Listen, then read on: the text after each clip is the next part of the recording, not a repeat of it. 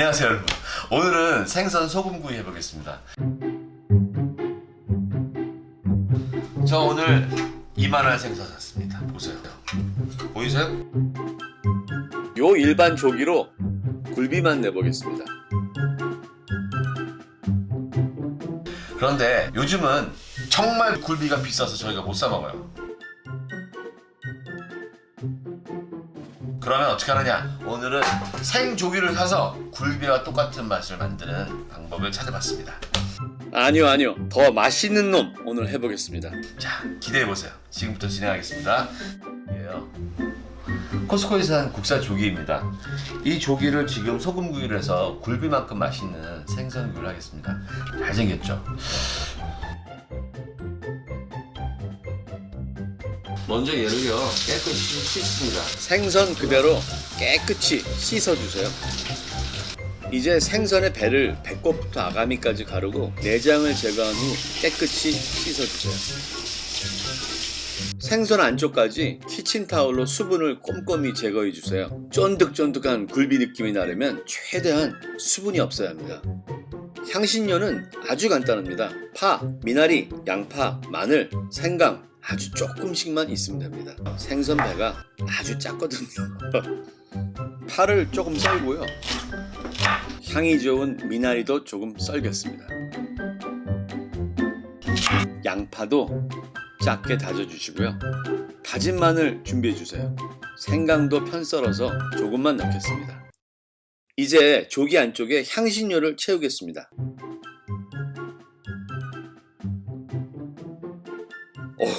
너무 많이 먹었다 아닙니까?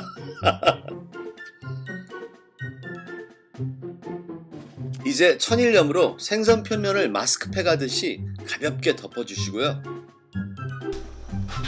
소금을 바닥에 깔겠습니다. 소금 무덤을 만들어 보겠습니다. 아래 위로 약 2cm 두께로 만들어 주세요. 왜냐하면 오븐이 200도이기 때문에 45분 동안 이걸 구우면 소금 바깥으로 나온 생선 부분은 완전히 타게 되죠. 완전히 소금 속에 가려줘야 됩니다. 자, 보이시죠? 자, 이 정도 된 것 같아요. 이 상태에서 200도로 45분간 굽겠습니다.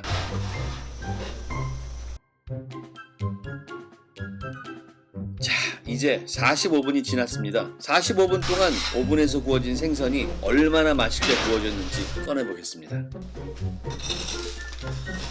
소금이 이제 거의 돌처럼 딱딱해졌어요. 보시다시피.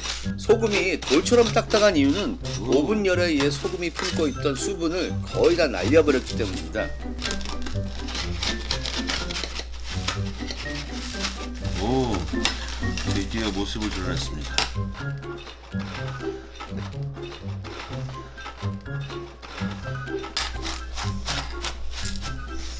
맛있겠는데요? 정말?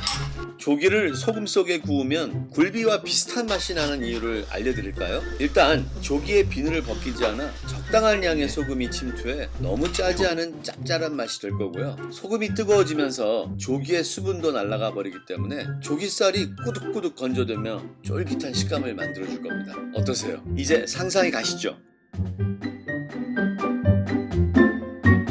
소금구이 조기가 완성되었습니다. 하나 빠진 게 있네요. 역시 레몬입니다.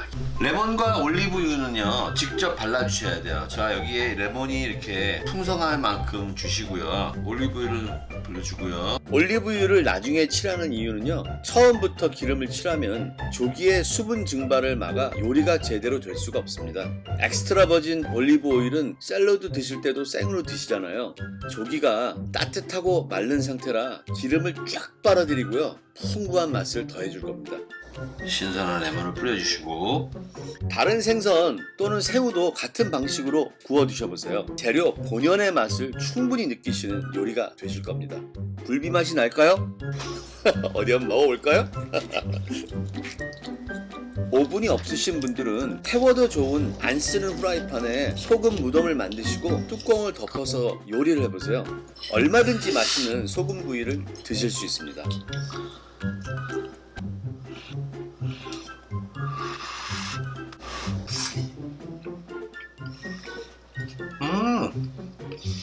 진짜 맛있네요. 너무 촉촉하고 간도 잘 배고 너무 맛있어요.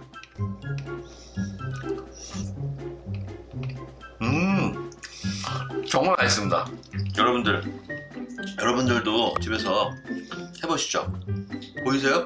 껍질을 벗기시고 안에 살이 너무 잘 익었는데 정말로 간도 잘 배고 너무 맛있어요. 맛있는 조기 요리 드셔보실까요? 최고입니다, 최고.